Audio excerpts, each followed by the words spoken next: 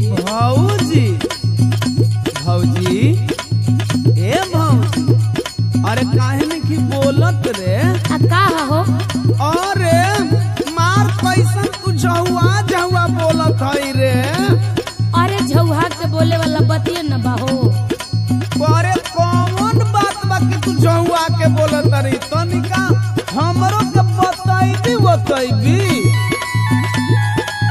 बोले न चले हमसे करे न प्यार सुते आलागा देवरू कटले कटात नहीं खे जाड़ हो भतार सुते आलागा।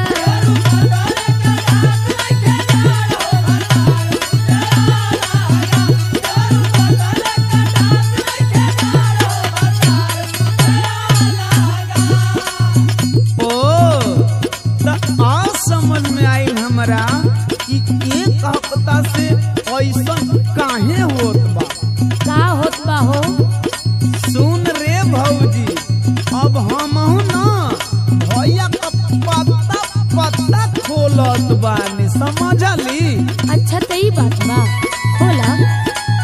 एही से भैया भी जरा में भइल बाले टुवारा, हा टुवारा। भैया सुतेल दलनिया में रूस के बिछा के भैया पुआरा। भैया सुतेल दलनिया में रूस के बिछा के भैया पुआरा। भैया सुतेल दलनिया में रूस के बिछा के भैया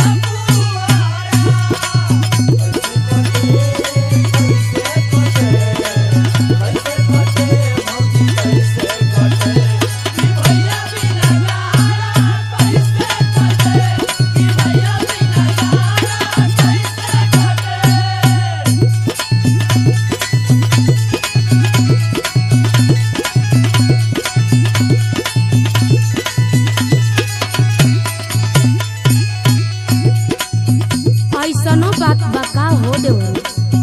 तोहर भइयो परेशान रहतड़न का हो? अरे हाँ रे भौजी, लेकिन ई बताओ भौजी कि तोरा में आ भैया में करे रूसा फूली काहे भइल रे? तनी बताइबी? त देवरू सुन, एक दिन ओढ़ावे के कहले राजाई, देहिया उघार भई लड़ाई। देहिया उघार भई लड़ाई, देहिया उघार भई लड़ाई। एक दिन ओढ़ावे के कहले राजाई, देहिया उघार भई लड़ाई। एक ताऊ रूस गइले छेद शीतलहरी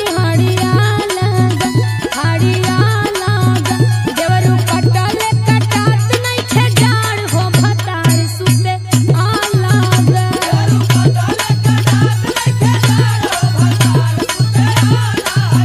देवरू कटले कटात नहीं खे जाड़ हो भतार सुते आलागा। ऐसनो बात बका रे भौजी? अरे हाँ हो देवर बबुआ, रात बड़ी कष्ट में न बीतता। भौजी अगर तोर रात कष्ट में बीतता तो का भैया का बड़ा सुख में बीतता? काहे ये देवरी? तो तोहरे भैया का रात कैसे बीतता तनी बतावा हमके। अच्छा तो सुन भौजी कि भैया का रात कैसे बीतत है आजकल, हम बतावो तनी पूरा एकदम डिटेल में। रात भर में एक बंडिल बीड़ी जरावे, जड़ा न जाला तो कौड़ा धरावे।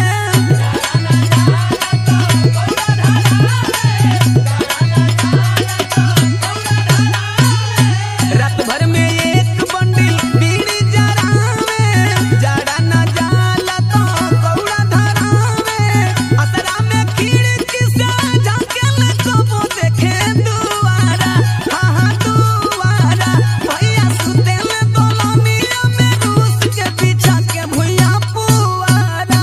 भैया सुतेल दलनिया में रूस के बिछा के भैया पुआरा। भैया सुतेल दलनिया में रूस के बिछा के भैया पुआरा। अच्छा ए देवरी, एगो बात कही। अरे भौजी एगो करे, दू चार 10 दर्जन कहू, हमहू भैया को इसे